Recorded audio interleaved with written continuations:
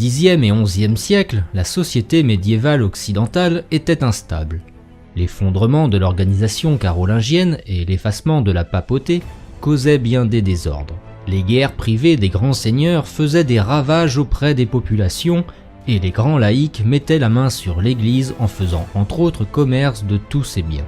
Face à cette violence et à cette anarchie, l'autorité royale faisait défaut. Le roi était incapable de légiférer et de garantir l'ordre dans son royaume. Dans les premières années du XIe siècle, certains monastères décidèrent de réagir et de remettre de l'ordre. Le monastère de Cluny, un des plus puissants de la chrétienté, allait être de cela. Il faudra attendre le milieu du XIe siècle pour que la papauté décide d'intervenir avec sa réforme grégorienne, chère à Grégoire VII, et qui allait avoir des répercussions pendant 3 siècles.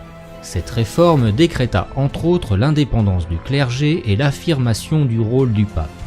En ce milieu du XIe siècle, l'Église obtint alors un prestige considérable, elle était solide et s'était imposée face aux laïcs, face aux puissants seigneurs qui voulaient usurper les biens des prêtres et des moines, et surtout face aux empereurs germaniques qui se considéraient comme les représentants de Dieu sur terre. L'Église avait cette force et cette autorité pour canaliser cette violence des seigneurs à la place des souverains défaillants et de contraindre les hommes à suivre les préceptes de la charité et de se mettre au service du Christ. Cette volonté de pacification avait commencé dès la deuxième moitié du Xe siècle et plus particulièrement en 989 lors du concile de Charroux dans la Vienne. Les archevêques, évêques, moines et abbés instaurèrent pour la première fois la paix de Dieu, sorte d'assemblée où se rassemblait le clergé et les seigneurs afin de canaliser ces derniers et de les enjoindre à la paix. L'anathème allait être jeté sur quiconque volera les biens des pauvres, brutalisera les clercs ou pillera les biens d'église. La trêve de Dieu allait être dans la continuité de ce mouvement de paix de Dieu initié au Xe siècle. Tout au long du XIe siècle et même bien au-delà, malgré la résistance de certains puissants, l'Église n'aura de cesse d'imposer ces nouvelles règles de pacification de la société. Qu'impliquait la trêve de Dieu? L'interdiction de combattre du mercredi au lundi. Déclarée inviolable, l'Église devait être le lieu d'asile pour se réfugier, sauf pour les hommes qui auraient violé les pactes de paix et de trêve. L'Église était garante des plus humbles et des plus faibles. Interdiction d'enlever les paysans contre une rançon, de voler, de piller. Avant, la vengeance s'imposait comme la règle pour maintenir l'honneur du lignage. Avec ces nouvelles règles, l'Église se heurtait à des résistances importantes. En cas de non-respect des décrets, ce sera l'excommunication, c'est-à-dire l'exclusion de la communauté. Lors du concile de Narbonne en 1054, l'archevêque demanda que soit observée la trêve de Dieu, même si elle ne fut pas toujours respectée. Aux 4 jours de combat déjà interdits, il fit ajouter Noël, Pâques, la Pentecôte, les fêtes de saints et leurs veilles. 40 ans plus tard, le concile de Clermont ne dira pas autre chose, signe d'une continuité dans la volonté de conquête spirituelle dans tous les aspects de la vie sociale.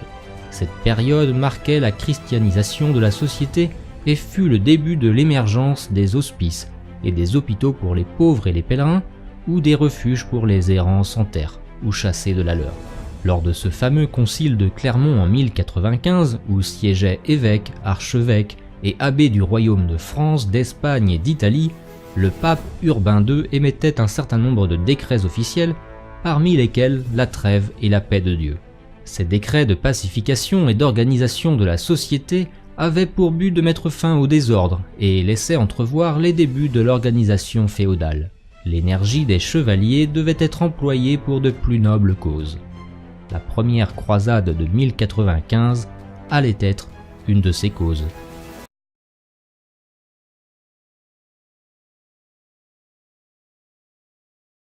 Louis le Pieux fut le premier roi à être couronné et sacré à Reims en 816.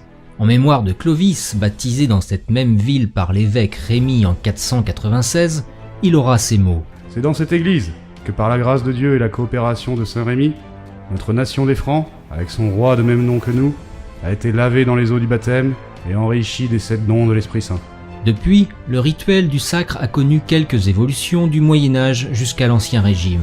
33 rois de France y reçurent l'onction du sacre et la remise des insignes. 3 seulement ne s'y sont pas fait sacrer: Louis VI, Henri IV et Louis XVIII. Comment se déroule la cérémonie du sacre?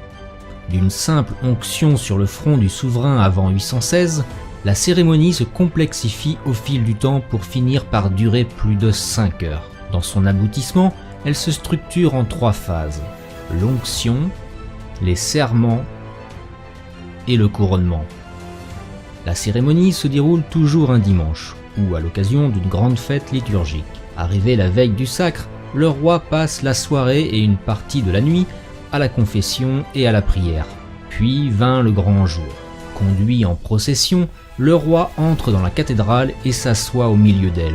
L'archevêque de Reims accueille la Sainte Ampoule apportée en cortège par les moines de Saint-Rémy et escortée par les barons. Le roi se positionne face à l'autel et prête serment devant les évangiles et un reliquaire de la vraie croix. Selon les sacres, les serments varient. Il promet de défendre l'Église, de lui conserver ses privilèges canoniques, de garder la paix et la justice de ses peuples et de chasser les hérétiques. Puis le roi, simplement vêtu de sa tunique argentée et d'une chemise, reçoit les insignes bénis des chevaliers, des éperons d'or et l'épée. Enfin, il s'agenouille devant l'archevêque. Celui-ci le oint avec le pouce, traçant le signe de la croix sur la tête, la poitrine, entre les épaules et sur chacune d'elles, et aux jointures des bras. Ces 7 parties du corps correspondent aux centres vitaux investis par Dieu, rappelant l'onction de David par le prophète Samuel. À partir de ce moment, le chambellan rhabille le roi d'une tunique, d'une dalmatique et d'un manteau fleur-de-lysée. Le roi reçoit les derniers attributs de sa fonction: l'anneau en signe d'alliance avec son royaume, le sceptre qui représente la droiture, la main de justice et enfin l'archevêque de Reims pose la couronne sur la tête du souverain. Une fois le couronnement terminé, le roi est intronisé, c'est-à-dire installé sur un trône. Les 12 pairs, par une accolade, lui rendent hommage. Retentit alors dans l'assemblée « Vive le roi éternellement !» À l'issue de la messe, les portes s'ouvrent, la foule l'acclame dans une liesse populaire. Il est maintenant temps pour le roi et sa suite d'emprunter le chemin du roi pour aller se restaurer et déguster le festin royal.